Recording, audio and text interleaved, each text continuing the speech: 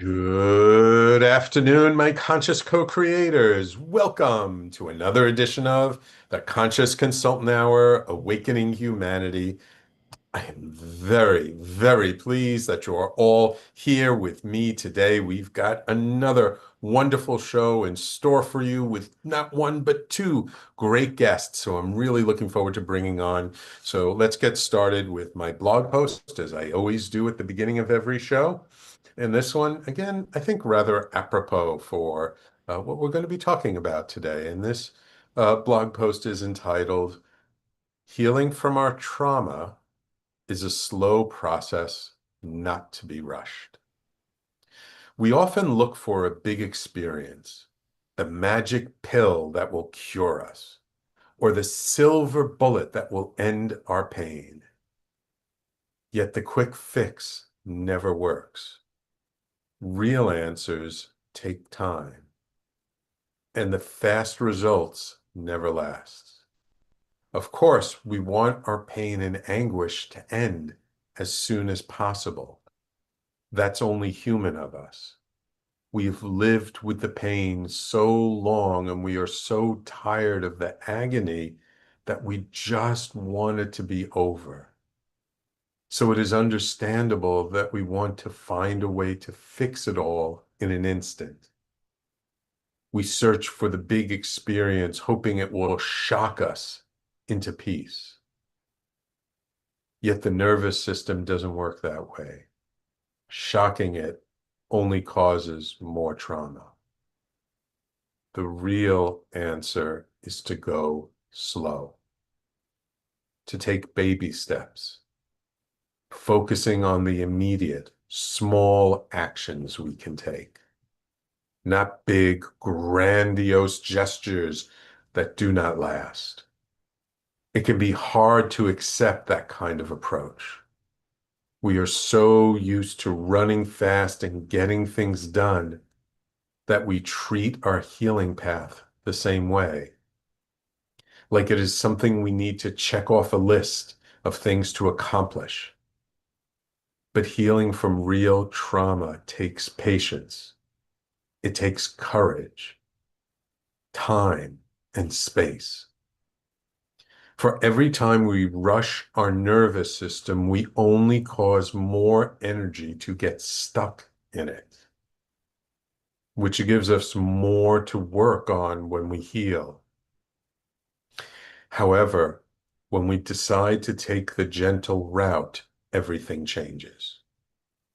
Healing is no longer a race to get to an end, but a journey that we go on. Our nervous system starts to unwind and let go of old, stuck energies. We begin to take those small steps that may not seem to lead far in the beginning. Yet when we look back over time, we find those small steps lead to great changes. The incremental changes are not obvious at the time. We might even feel that we are not getting anywhere with our trauma. And week after week, month after month, we start to change, forming new habits, making new choices, finding creative ways to deal with difficult situations. It might seem counterintuitive, yet it works. Slow and steady does win the race. So where in your life are you looking for the big experience? How are you rushing your own healing journey? So I wrote this blog post a couple of years ago, I believe after working with some clients who were like, oh, I really want to go deep in my process. I really want to be over and done with this pain and this trauma. And they were so sincere and they so, just wanted to feel better. And it was a little challenging for me to say to them, I go like, it's not going to happen overnight. It's not going to happen in us working together in one session. The body doesn't respond well to being rushed. And it's the slow and steady that really doing our work consistently over a period of time, over and over again, and showing up for ourselves. Like that's how the energies get unlocked. That's how we end up metabolizing these things that have been stored in our bodies for so long. And I know it wasn't what they wanted to hear. And they eventually actually stopped working with me because they really wanted that big experience. They wanted that big breakthrough. And I could have taken them there, but I just knew it wouldn't serve them. And the interesting thing is, like now knowing what I know, because I've learned so much even in just the last couple of years, and I've taken this healing, this somatic touch form of healing called transforming touch, which is all about developmental trauma and in utero trauma and working with the nervous system. And over again, the teacher is like, going slow, go slow.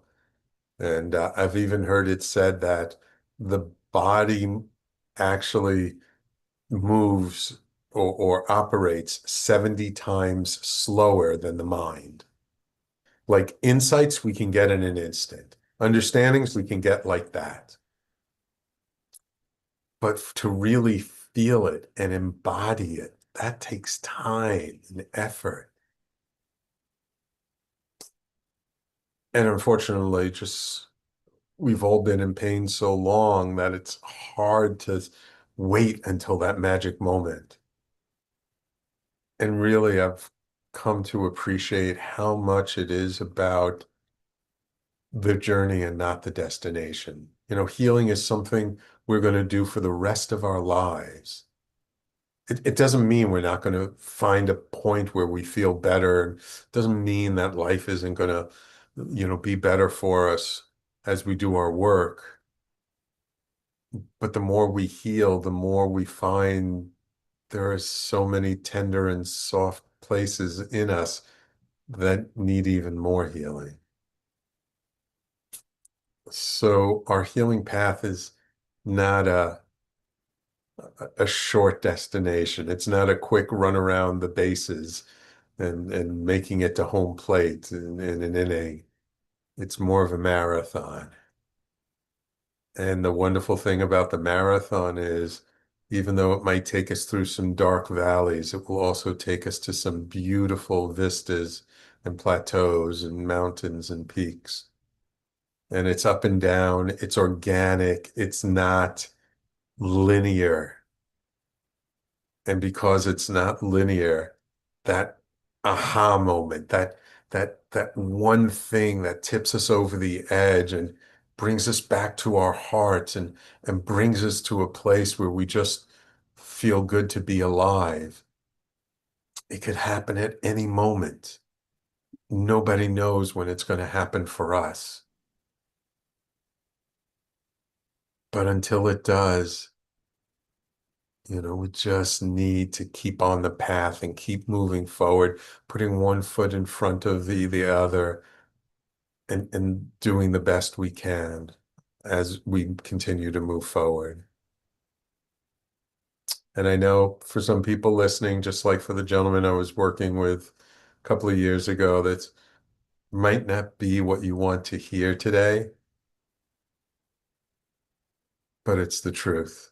And I think that's the most important thing, to really be honest with ourselves and each other about what it truly takes to find our way home. And that's why I do this show. That's why I do the work that I do. And that's why I bring on amazing guests like the two gentlemen who are coming on today. So that's my blog post. Again, it is entitled Healing from Our Trauma is a Slow Process Not to Be Rushed. And you can always find my blog on my, did you see it? The brand new Conscious Consultant website, theconsciousconsultant.com. And of course, on the station's website at talkradio.nyc/blog. All right. Now, it is my extreme pleasure to welcome to the show Joe Moore and Kyle Buller, co-founders of Psychedelics Today, one of the world's leading platforms for psychedelic media, education, and thought leadership. Since launching Psychedelics Today in 2015, Joe and Kyle have been at the forefront of shaping informed, responsible conversations around psychedelic medicine, bridging science, spirituality, culture, and personal transformation. Joe brings over 2 decades of experience spanning psychedelic study, technology, and large-scale project management. A seasoned speaker and podcast host, he's deeply engaged in conversations around drug policy, environmentalism, and ethical use of psychedelics in both medical and personal growth contexts. Kyle's path into this work began with a profound near-death experience at age 16. Oh, I want to know more about that. An initiation that led him into deep exploration of non-ordinary states of consciousness, transpersonal psychology, somatic healing, and breathwork. With a background in clinical mental health counseling and years of experience supporting people in crisis, Kyle brings a grounded, compassionate lens to integrating and healing. Welcome, Joe. Welcome, Kyle, to the Conscious Consultant Hour. Thanks for having us here. I appreciate it. Oh, my pleasure. My pleasure. Okay, Kyle, I'm going to start with you just because I've had so many people on my show who've had near-death experiences. I always love to learn just a little bit about it. What happened and what was the experience like that it was so profound for you that it changed your life? Try to give everybody the short version for Yeah. time's sake. I got in a really bad snowboarding accident. I was night skiing on New Year's Eve way back when, and went around a turn. There was a amount of snow in a blind spot I didn't see. Hit it, flew through the air. Noticed my snowboard hit, shoulder hit, heard a loud pop. I thought I broke a rib. But by the time they got me down to the first aid, I was looking a little pale. My pulse was low, so they said I probably had internal injuries. And thankfully, they ended up getting a medevac and got me out of there quickly. And I just learned maybe like a few years ago, one of the first responders like looked at my dad and said, your son's in his golden hour, and he may not make it. Wow. So I ended up rupturing my spleen, and I lost about 5 to 5.5 pints of blood internally. So by the time I got to the hospital, I could hear the doctors and nurses say, I can't get a pulse on him. And I started to have this experience of like being outside my body, in my body. And they rushed me to get a CAT scan to figure out what was going on. And it was in that moment I just heard a voice that was kind of guiding me through death, saying, relax into this. You're going home. This is just a transition. And the more that you struggle with it, the harder it's going to be. So the more that you can relax into this experience, the easier the transition will be. And that was a really beautiful experience. I felt like a lot of love, and it was like, yeah, a lot of like beauty and bliss. And then, yeah, thankfully they were able to operate quickly and save me. Doctor said if I came in like 5 minutes later, I probably would have been dead on arrival. So really grateful for everybody responding appropriately and quickly that day. And then after that experience, you were like, there's something more to life. I've got to understand this. Yeah, I rode a high for a bit of like, thankfully I'm alive. And then kind of came crashing down, I think just seeing everything. I kind of use this analogy of like I woke up with like a new map of the world on my chest, and then I'm trying to navigate a new reality that most other people like aren't necessarily aware of or seeing. And, being a young kid too, trying to navigate that without elders or people that like around me that could really understand what I was going through. I think it made it really isolating and lonely. And I think Mm, that's what made it come crashing down, where I just felt so alone in the process and didn't know how to navigate it. mm, Everybody kept saying, well, you should just be thankful you're alive. And yes, I felt that way. But there was like, this psycho spiritual thing unfolding in my life. And, yeah. I just didn't have the support around me to navigate it. So, um, And how long did it take until you felt like you did find some kind of path or guidance that moved you out of that feeling of isolation into something of like, oh, okay, I know how to embody this and live in the world now. I had a mushroom experience about, I think, 3 years later that really opened me up because it helped me to kind of like relive this near-death experience in a pretty unique way. And that got me curious. And then that started opening up a path to want to study this stuff more Mhm. like intellectually. And I remember I did my undergrad in transpersonal psychology and I was taking an eco psych course. And the teacher was just talking about some stuff. And I was like, I had to go up and share my story with him. So I shared everything that was going on from my near death experience to these really profound psychedelic experiences. And he looked at me and he just said, you know, if you grew up in a traditional culture, the elders would have stepped in and taught you this new way of being in the world and Mhm. this new way of seeing. But unfortunately, you didn't. And you had to figure it out on your own. And that was like one of the first times I think I felt heard in my Wow. experience. And that made me feel really supported. Like I'm not actually going crazy. Like there's other cultures, other traditions that might understand how to like work with these experiences. And so that was really kind of opening the path up more. I think I was 22 at that time. Wow. Cool. Um, Cool. And Joe, I'm assuming your path was not quite as dramatic as that. Yeah, definitely a little bit more calm. Um, yeah, uh, I'll try to figure out the compressed way to get you here up to Yeah. 2026. So, um, interning in software since 16, started a computer science degree, touched a philosophy 101 class in my freshman year. There was a reference to Stan Grof's LSD psychotherapy and assigned reading called Holographic Universe by Michael Talbot. It was a Hmm. pretty dramatic scene that looked like an exorcist thing, Yeah. um, or poltergeist. And I'm like, oh, this is wild. College is supposed to teach me truthful things, right?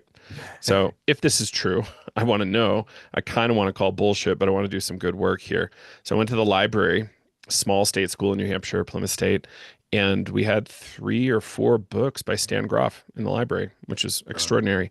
Yeah. And I was off to the races as a very underprepared freshman reading Grof, not knowing what Wow. the hell was going on, and was really trying. Nobody could speak to me about it. So I found some Mhm. internet groups and found a mentor in Vermont. Kyle and I got connected through the folks at Dream Shadow, Lenny and Elizabeth Gibson. Uh-huh. And that was some kind of holotropic mentorship, we'll call it, outside of my philosophy training. I bailed on computer science and took up philosophy pretty aggressively and, kept working in software. Just turns out you don't need a degree. Yeah. Um, and then, yeah, that was kind of getting me started. I started doing a lot of holotropic breath work, started after college coordinating a lot of community in Boston around ayahuasca and psychedelics and getting people to actually kind of build community because I saw a handful of people going pretty far, but having nowhere to land. And so I was Mm. doing that under the aegis of Evolver, which was partnered with Ah, Reality Sandwich way back. It's a whole yes. different thing Yeah, now. yeah, yeah. Daniel Um, Pitchford's group. Yeah. Right. Jonathan Talat Phillips and a Yeah. bunch of Yeah. others. And that was Hmm. fun. I hosted an ayahuasca monologues event with Adam Ellenboss and Jonathan Talat Phillips in Cambridge, Mass. At this gorgeous theater, which is a really fun kind of capstone to my time in Boston. Left um, for Colorado, tried to do the same thing in Boulder. It was too crowded. Couldn't hang in Denver. Moved up to the mountains, met Kyle shortly after, and we started getting really active on the internet with Psychedelics Today after a bit of time. Kyle was trying to talk me into going to his grad program he was building out at Burlington College, and I was trying to talk him out of going to college or getting a graduate degree because I still have a hard time with the value of graduate degrees. Yeah. But that's how we got here. Yeah, and I've So, had some big experiences, but everything was kind of done kind of the reverse. I did a lot of holotropic breath work, then I did some ayahuasca, then some mushrooms, but then it turned into a recreational thing where I was doing a lot of fish concerts and jam bands in Denver and all that kind of stuff. okay. So it was like do the healing and then do the celebration, maybe. But, I was definitely doing too much for a bit. Yeah, as I think many people who discover psychedelics, we kind of like dive into it and like, wow, this is amazing. And you do a little too much and you're like, oh no, I need some time. Um, just out of curiosity, where did the idea for creating psychedelics today, like what was the inspiration? What was the spark that got you two to say, oh, let's do this thing together? Kyle and I were chatting and we're like, we want to do something together. What is it? I had already had a few podcasts in different arenas, and um, in 2016, right? So we're coming up on 10 years old. We're like, let's just start recording our teacher because he's getting older and he's got so much great stuff to say. Lenny Gibson is, you can't even start to like talk about his body of work Yeah. like in a skillful way. But the integration of philosophy, psychology, extraordinary experience was just very helpful, and we wanted to capture that. Mhm. And so there was that, and then there was this thing around a lot of the conferences had some of the same voices getting Mhm. platformed all the time. And we're like, we know there's other interesting people out here. Let's start bringing that forward. And then Mhm. Kyle, correct me if I'm wrong, I think the third part was trying to get transpersonal psychology to be more forward in the Mhm. environment. Yeah, yeah, bringing like transpersonal psychology, breathwork forward into like the psychedelic arena, and something that we were saying that was kind of like a little phrase we would hear a lot of times, like the real conversations and the real meat at conferences are the conversations out in the hallway, Right. and it's like we kind of wanted to, create those hallway conversations. Yeah, yeah, yeah. Okay, beautiful, beautiful. All right, so we're going to take our first break. When we come back, let's just talk about like what is the mission of psychedelics today? How do you serve people, and what is the need that you see that you're filling for people today? Okay. All right. So everyone, please stay tuned. You're listening to the Conscious Consultant Hour, Awakening Humanity. We do this every week. This week is special on Thursday. We're moving to Wednesdays next week. So from now on, it'll be on Wednesdays at 12 noon Eastern Time. And we're talking this hour with Joe Moore and Kyle Buller, co-founders of Psychedelics Today. And we'll be right back in just a moment. Are you a conscious co creator? Are you on a quest to raise your vibration and your consciousness? I'm Sam Leibowitz, your conscious consultant, and on my show, The Conscious Consultant Hour Awakening Humanity, we will touch upon all these topics and more. Listen live at our new time on Thursdays at 12 noon Eastern Time. That's The Conscious Consultant Hour Awakening Humanity, Thursdays 12 noon on talkradio.nyc.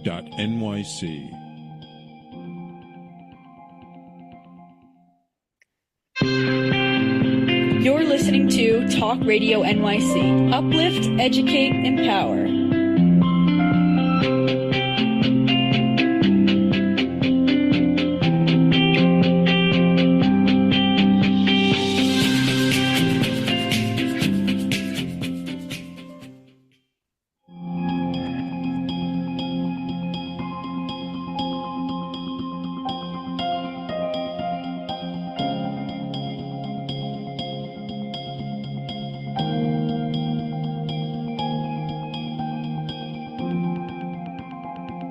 And welcome back to the Conscious Consultant Hour, Awakening Humanity.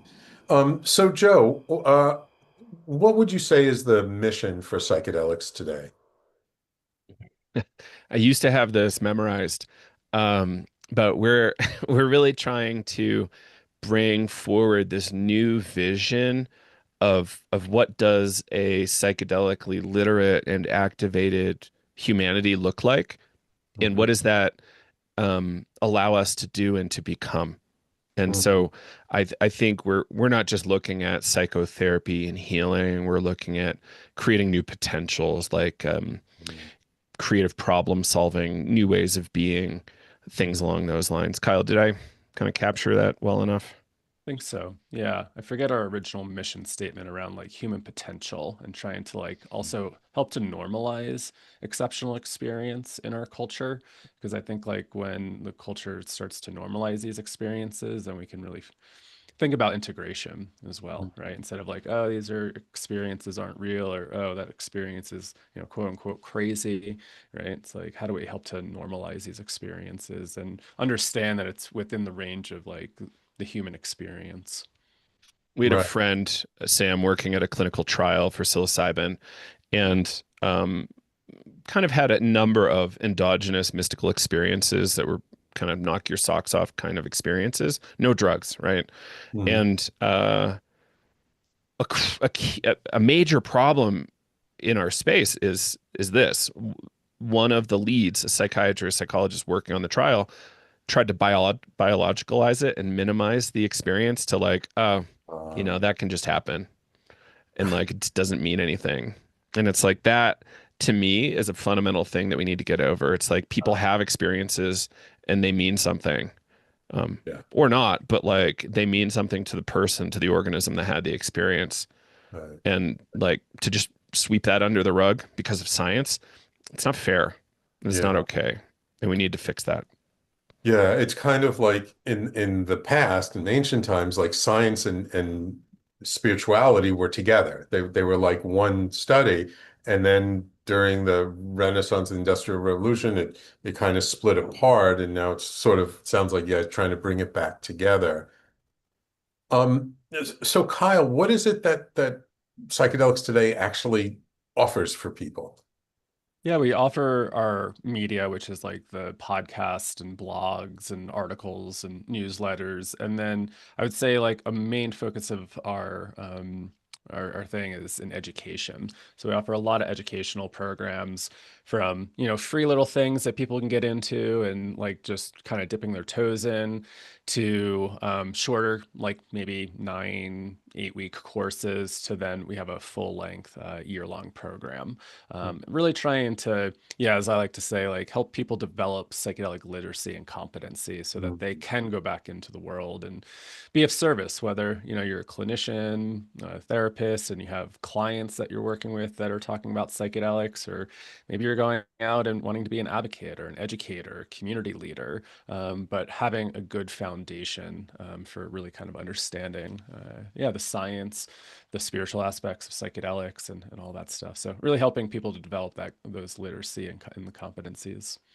One of the things that I've seen from going to the Horizons conference that happens here in New York, I've been there several years. I went to the Psychedelic Sciences, not the most recent one, but the one before.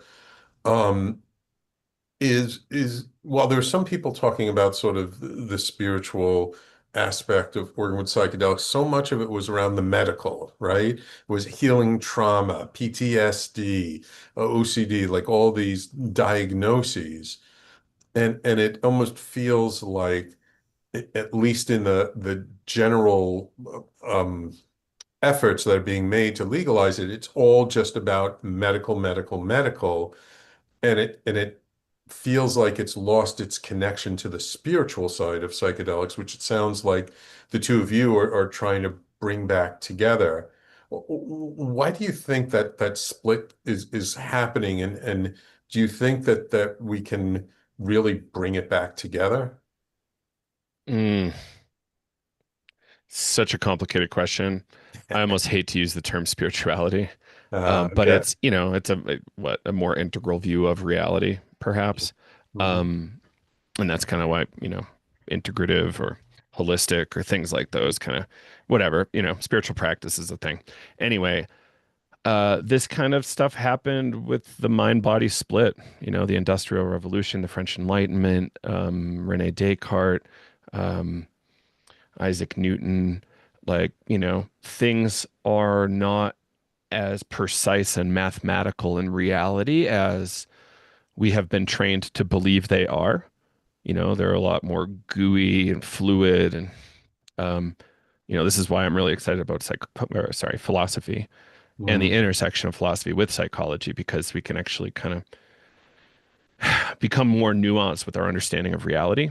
And scientists have been trained, with calculus and statistics. And, the world is calculus and statistics when it really isn't. Like calculus kind of like implies a really smooth curve through nature. And it's really like more jumpy.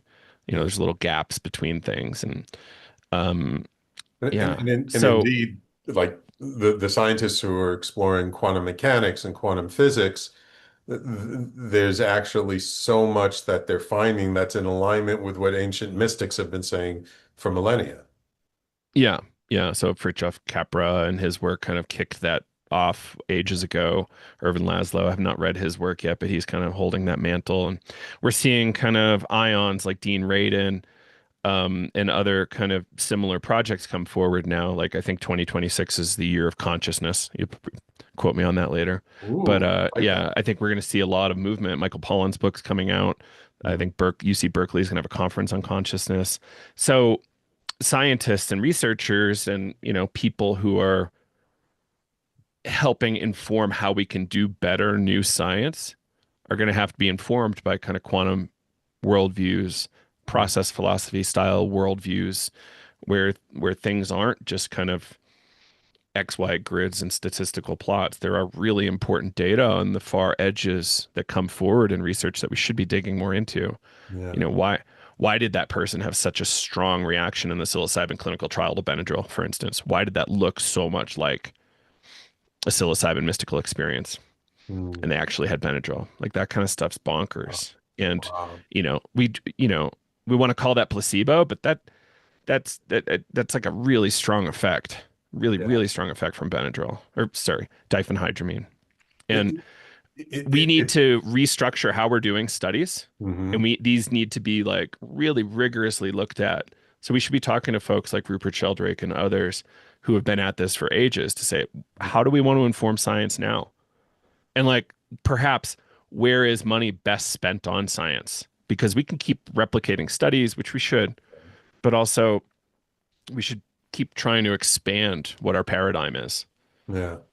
I heard a while ago that a lot of the pharmaceutical companies had to abandon the idea of testing their drugs against placebos because the placebo effect became like more than 20% effective. So it wasn't good. So then they just started testing like the newer drug against an older drug, Do not you mean in against the placebo. psychedelics? No, in regular psychopharmacology. I think there was an article that just came out. One of our students just sent it over to me about this problem in Psychedelics too, where actually somebody was getting some healing benefit from a placebo, and it Mhm. like has kind of thrown stuff off. But also looking at like a study like psychedelics, it's like, my critique is, when does somebody get like 6 hours of focus attention on you?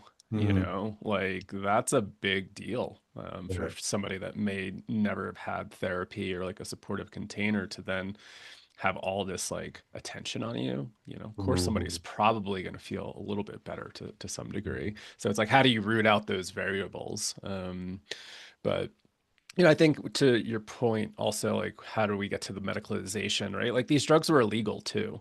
Mhm. And so I think Rick Doblin was really the one that started to like, look at like how do we bring this back and trying to bring MDMA through the FDA process and through that. And so, that becomes more of this medical paradigm when we're looking at drugs from this perspective. And Mhm.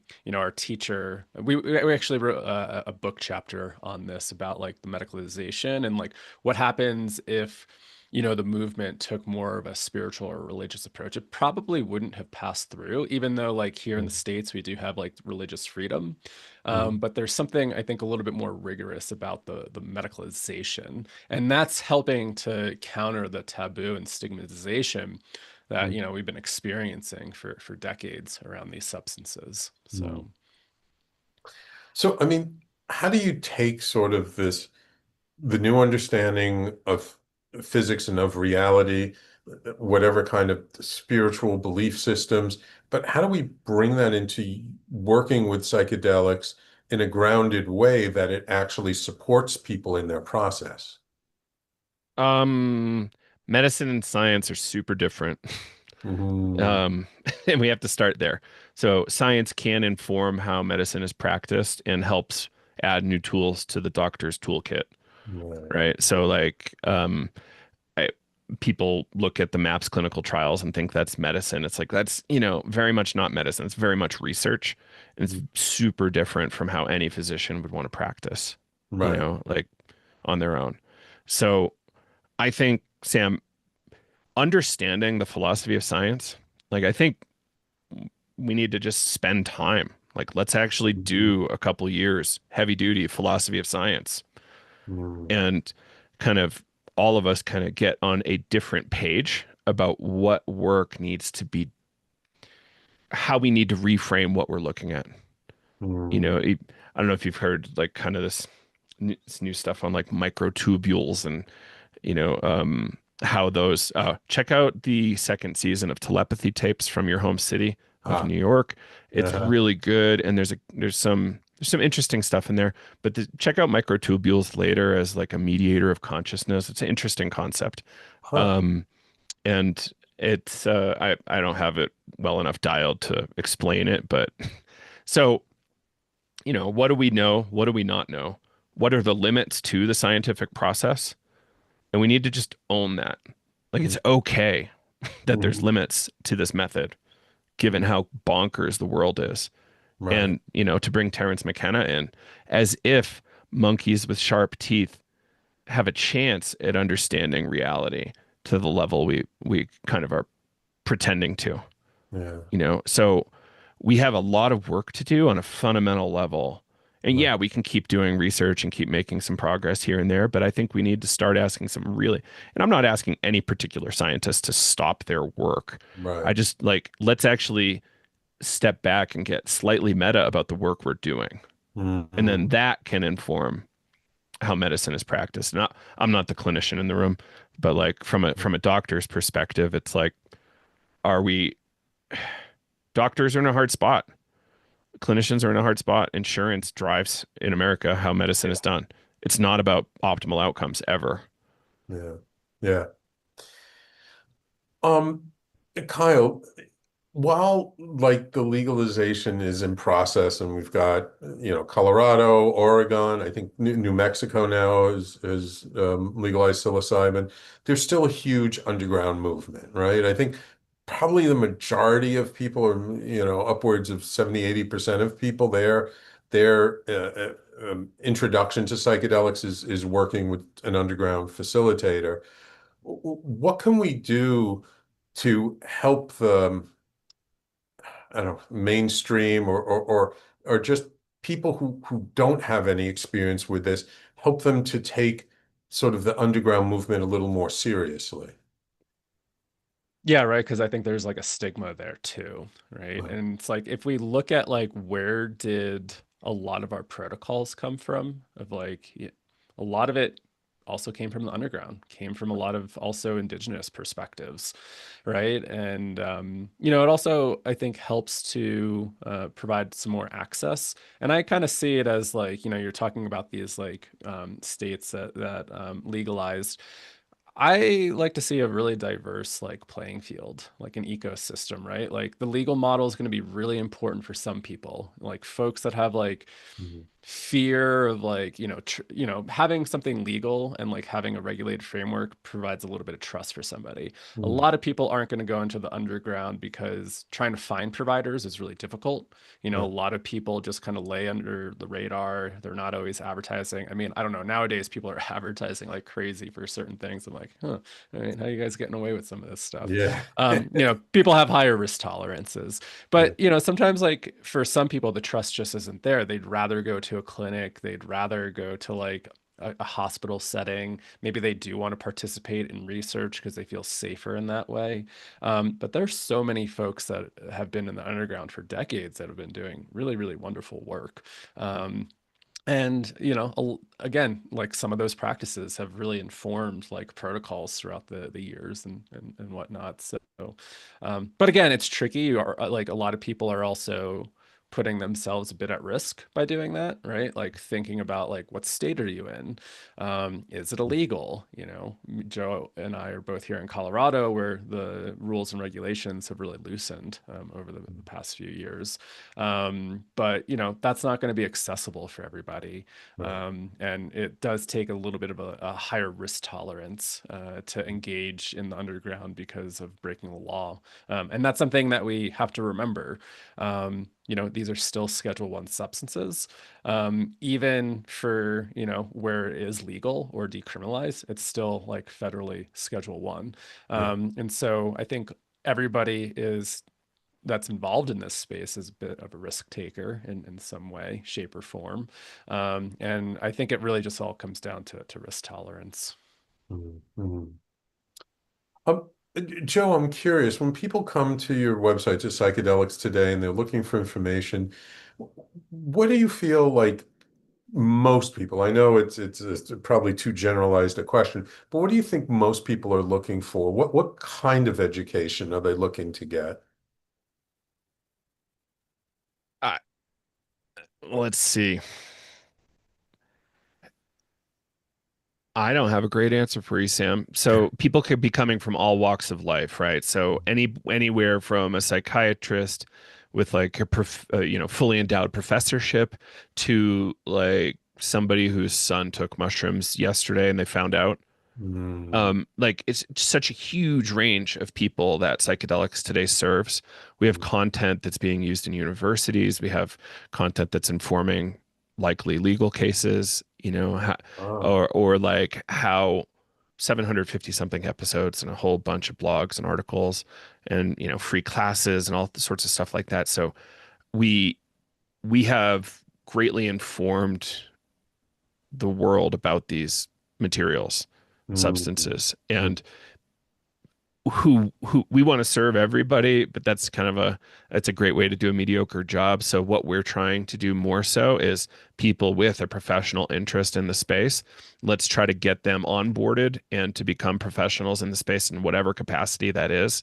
So we want them to have a really broad understanding of psychedelics and substances more generally. We want to have them really spun up on the drug war and why we need to end it and why it's actually mm, killing people in a mm, not great way. yeah.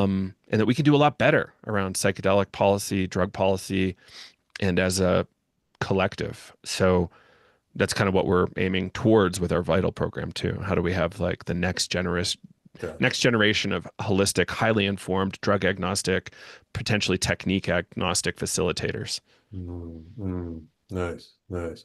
So it's almost like although everybody from the layperson who just wants to understand it to the professional who wants to maybe integrate it into their practice, you're serving everyone, but you're more leaning in the direction of working with the professionals because they're the ones who are going to help bring access to all these people who are looking for it more. And Correct. when I Yeah. say professionals, I want to be a little bit more broad than Mhm. facilitators. It's not just that, it's like the accountants, the designers. Kyle. Yeah, just as you're saying, like professionals can be a lot of different things. Folks like switching careers, they want to like, you know, integrate this into their life in a professional way, right? So like, yeah. Yeah, we did like an analysis a while ago. We did have like three categories, but again, it's pretty general. It's like the psychedelic curious, the psychedelic professional, and then you had like the psychonauts that are just Mhm. deeply, deeply enmeshed in this world for quite a while. Yeah, I remember one of the things I thought was so funny was when I was at Psychedelic Sciences and there was one session, I forget what it was about, but like people were asking questions about how to get involved in the industry, and they were like, well, you know, if you design a website, if you do branding, you could do it for someone who works with this stuff. You know, like there's all the ancillary things that just like any business or any individual offering something that they need all kinds of services that you don't have to be the person who's serving the sacrament or the substance to the person. Okay, let's take our last break, and then when we come back, let's talk about what are the needs you see today and how are you looking to fill those needs around the psychedelic industry. And also I wanted to know, I meant to ask you before about domestic versus international, like how much is it just are you focused just on the United States versus the world at large? Okay. So everyone, please stay tuned. You're listening to the Conscious Consultant Hour, Awakening Humanity, and we'll be right back with our guests, Joe Moore and Kyle Buller of Psychedelics Today in just a moment. On Frank About Health, we're not just talking healthcare. We're managing disruption and innovation. Over the last 4 years, I've taken you from epilepsy and COVID to mental health, caregiving, and now the front lines of healthcare transformation. Stay tuned for a healthier future as we bring on the innovators, professionals, storytellers, and advocates who show you how to own your healthcare every Thursday at 5 p.m. Eastern Time on talkradio.nyc. You're listening to Talk Radio NYC at www.talkradio.nyc. Now broadcasting 24 hours a day.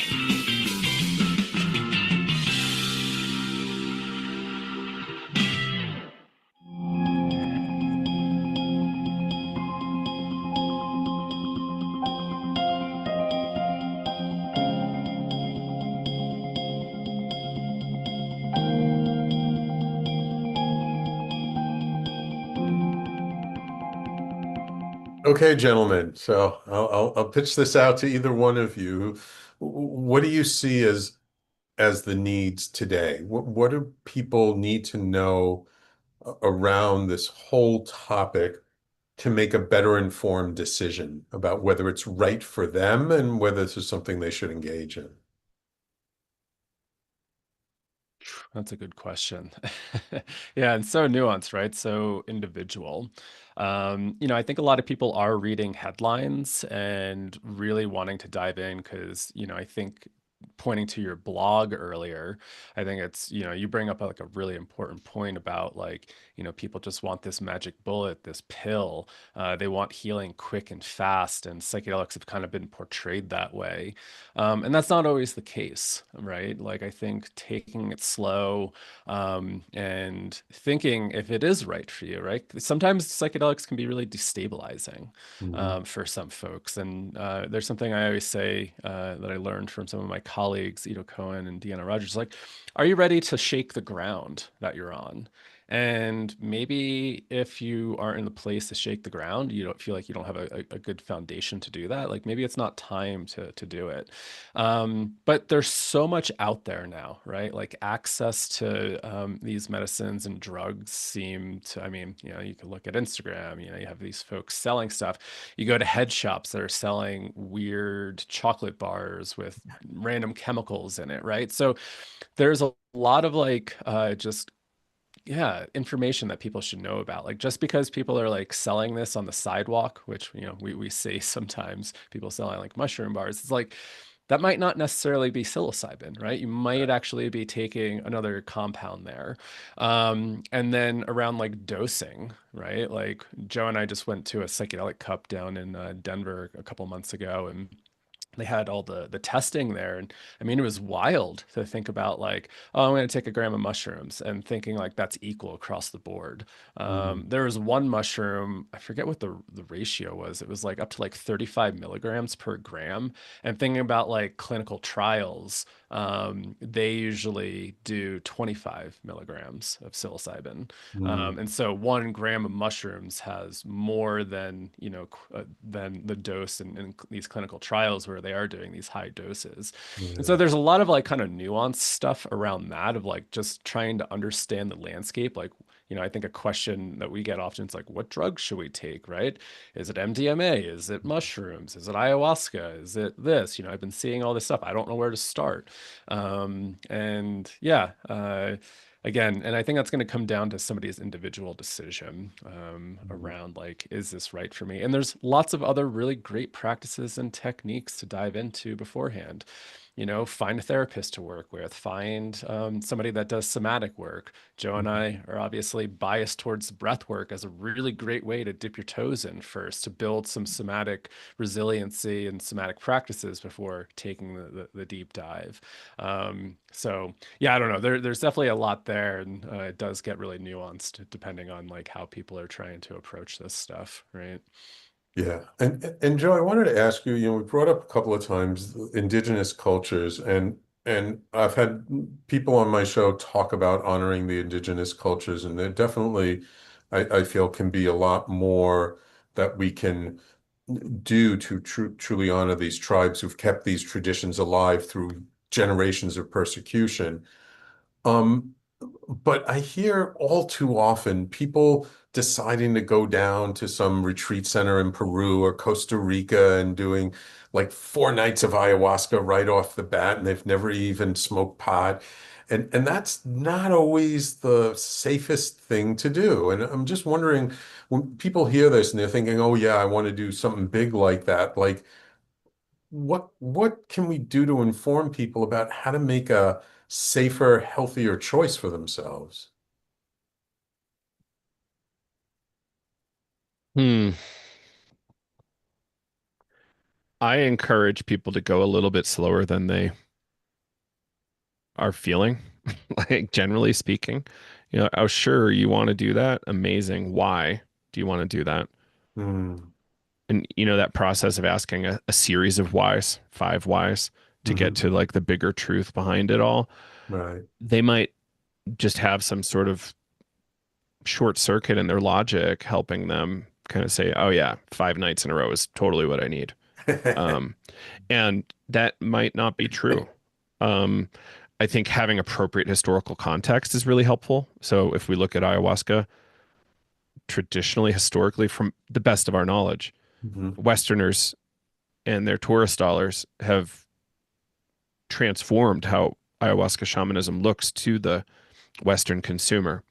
It used to, in my understanding, it used to be the case that the ayahuasquero was the one consuming the medicine and Right. doing the magic and healing, and it wasn't necessarily the customer, the client, the tourist doing, consuming ayahuasca.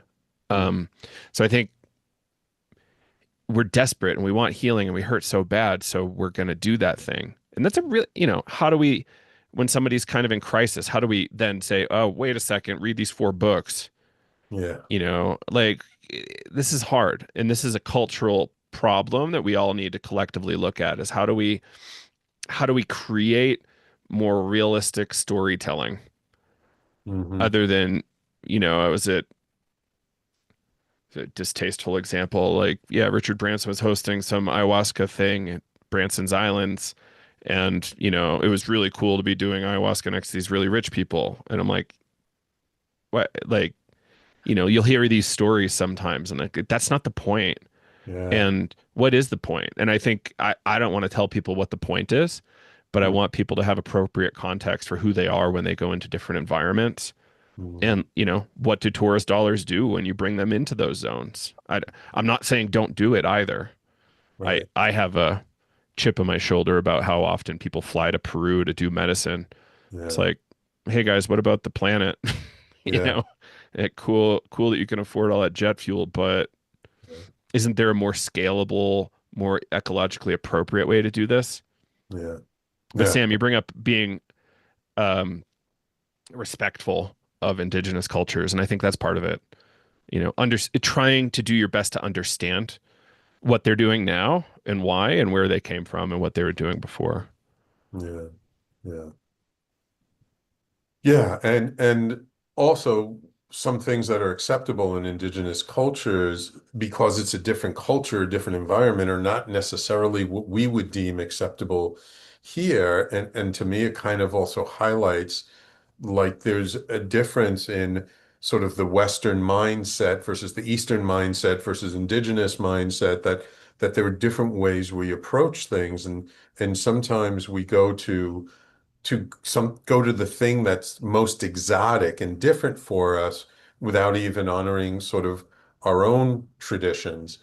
And it kind of always brings to mind the whole idea that like in sort of this very Western Judeo-Christian mindset that there's this idea that we need to suffer for our enlightenment. Like in order to, we have to suffer first in order to purify our soul or something. And with psychedelics, there's actually many people sort of take that approach and go for that high dose and they're suffering through their first experience. But as you say, if we slow down, right, Joe, if we slow down, take it easy, go titrate, and find our balance, we don't have to suffer for our healing, do we? That we can actually find a way to do it in a more gentle process that more serves our nervous system to help us metabolize and unwind some of these things we've been holding for so long without having to shock ourselves, like I talked about in my blog. There's a lot there. Sorry. Yeah. Why put in more trauma if you're trying to get rid of trauma? If that's your game. I don't know what game everybody's playing, right? And I like this metaphor, Sam, of sometimes well, okay, back rewinding the tape. Often people in psychology, post Carl Jung included, use a lot of alchemical metaphor.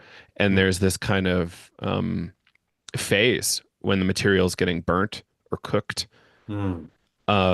And what if we put it on low for years as opposed to medium heat or even low heat? Like, let's put it on like warm and like have that process go and go and go.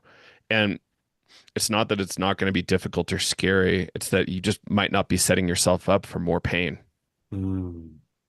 that, is not as necessary. Yeah, I love that. Like, you can always get more pain if you want it. It's on the Pull out menu. mom's old slow cooker instead of like putting the big pot on the range with a high flame. Mm-hmm. I was definitely like the person, I think I jumped in the deep end pretty quick with like the near death experience and then some of these like really profound psychedelic experiences. And it was like, I think I was actually, the work I've been doing is like trying to heal from like the trauma that came up in those experiences. And, I think before I always had that like idea that if I'm not dying and I'm not having like this ego death, I'm not doing it right. Right, it's like it always, and my position has really changed, kind of like what we're talking about. It's like a more slower titrated process. Like, can we actually hold the experience in our nervous system, and when are we going outside our window of tolerance? And I feel like a lot of people actually probably go outside their window of tolerance because they do too much. And instead, it's like, why are we always looking for these really big experiences? And it might be a cultural thing, right? It's like we're looking for something big, fast, quick, versus like taking the time to like, sitting on the warming pot a bit, letting that alchemical stew like actually come together. But we don't live in that culture where maybe we feel like we have the time to do that, right? Right. Like if it took us 20, 30, 40, 50 years to get where we are today, what if it takes another 10 years for us to heal? I mean, compared to how long we've lived, it's still quote unquote fast. All right, gentlemen, I literally could talk to you guys all day about this stuff. We've got to start wrapping it up. So one last word of advice for our listeners, a little nugget that can serve them if they're curious or even if they're already engaged in using psychedelics. What would you say to them, Kyle? The first thing that just popped in my head, and I think it got sparked by your blog post, become curious about your own process. There's a quote by Arnold Mindell where he talks about becoming fascinated about your own process, not in like an egotistical kind of way, but like, even like when, the difficulty arises, how do we become curious about that? And so just really bringing curiosity to the forefront. How do we stay curious, keep asking questions, because we don't know where it's going to lead to. And I think if psychedelics, I don't know, in my experience, it promotes a lot more curiosity, not always having the answers. So how do we keep, becoming curious about our own process here and continuing to ask questions? Cool, cool. Joe, how about you? What do you have? Oh, keep learning, keep expanding the boundaries. I think this isn't just psychotherapy or spirituality. We're also looking at spinal cord injuries and chronic pain conditions. Check out the Psychedelics and Pain Association for more there. It's a nonprofit I work with. And there's just so much room left for us to expand this. And the most complicated thing we know about, I think, in the universe is the human brain. And psychedelics are just an adjunct to that.